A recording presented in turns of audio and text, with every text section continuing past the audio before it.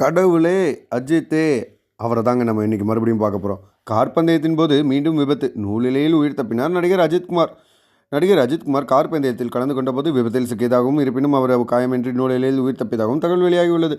தமிழ் திரையுலகின் முன்னணி நடிகர்களில் ஒருவரான அஜித் நடிப்பு மட்டுமின்றி மோட்டார் சைக்கிள் பந்தயம் மற்றும் கார் பந்தயங்களை தொடர்ந்து கலந்து கொண்டு வருகிறார் என்பது தெரிந்ததே. சமீபத்தில் துபாயில் நடந்த கார் போட்டியில் 3வது இடத்தை பிடித்து இந்தியாவுக்கு பெருமை தேடி தந்தார் என்பதும் குறிப்பிடத்தக்கது. அவருக்கு வாழ்த்துக்கள் குவிந்ததோடு மத்திய அரசு விருது அவருக்கு பத்மபூஷன் விருதும் வழங்கி கௌரவித்து என்பதும் தெரிவித்ததே. இந்த நிலையில் தற்போது ஐரோப்பாவில் நடைபெற்று வரும் கார் பந்தயத்தில் அஜித் கலந்து கொண்டிருக்கிறார்.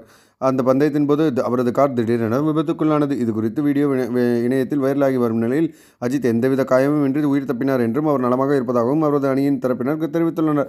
இந்த செய்தி பெரும் பரபரப்பை ஏற்படுத்தியுள்ளது. ஆமாங்க, கேட்குற எல்லாருக்குமே கஷ்டமான ஒரு செய்தி தான். ஏன்னா அவரை ஃபாலோ பண்ணுறதுக்காக கோடி ரசிகர்கள் வந்து இருந்துக்கிட்டே இருக்காங்க.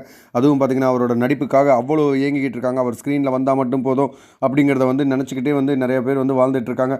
ஏன்னா வந்து அஜித் சார் பார்த்திங்கன்னா நிறைய அந்த மற்ற ஹீரோஸ் மாதிரி வந்து தன்னோட ரசிகர்கள் மன்றம் அந்த மாதிரி எதுவுமே இல்லாமல் அதை எல்லாத்தையுமே கலைச்சிட்டு ரசிகர்களாக இருங்க, ஆனால் ரொம்ப வந்து எனக்காக வந்து எதுவும் பண்ணாதீங்கன்னு சொல்கிற அளவுக்கு ஆளாக வந்து உயர்ந்திருக்காரு.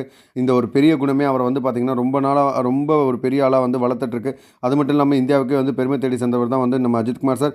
அவர் பார்த்திங்கன்னா கார் பந்தயத்தில் வந்து பயங்கரமாக வந்து ரேஸில் வந்து 3rd ப்ரைஸ் வந்து பிடிச்சிருக்காரு துபாயில் நடந்தது. அது மட்டும் இல்லாமல் அவர் பார்த்திங்கன்னா நம்ம தமிழ் சினிமாவில் வந்து எந்த வித கேரக்டர் கொடுத்தாலும் சரி, கேரக்டர் ஆர்டிஸ்ட்டாகவும் சரி, மாஸ் ஹீரோவாக இருந்தாலும் சரி, எந்த ரோலாக இருந்தாலுமே அவர் பயங்கரமாக பண்ணுற ஆள்னா அது நம்ம அஜித் சாராக தான் இருக்கும். அதுவும் பார்த்திங்கன்னா வரலாறு படத்தில் அவர் நடித்த அந்த ஒரு ஆக்டிங் பயங்கரமாக இருக்கும்.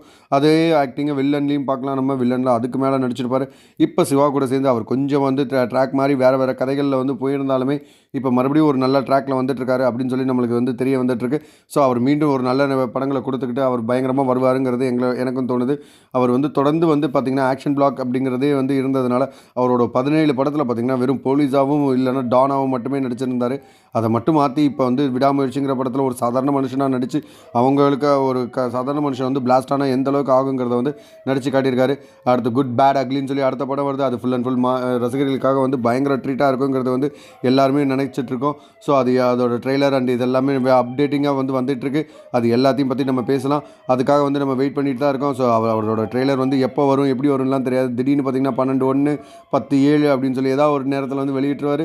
ஸோ அதுதான் அஜித்குமார் சார் வந்து ஒரு பெரிய ஒரு ப்ளஸ் பாயிண்ட்டாக வந்து யூஸ் பண்ணிட்டுருக்காங்க. ஸோ இந்த மாதிரி ஒரு முக்கியமான விஷயம் தான் அஜித்குமார் சார். அவருக்கு இப்படி ஆயிடுச்சுன்னா அவருக்கு வந்து அவரோட சுற்றி இருக்கிற ரசிகர்கள் எல்லாமே ரொம்ப கஷ்டப்பட தான் செய்வாங்க.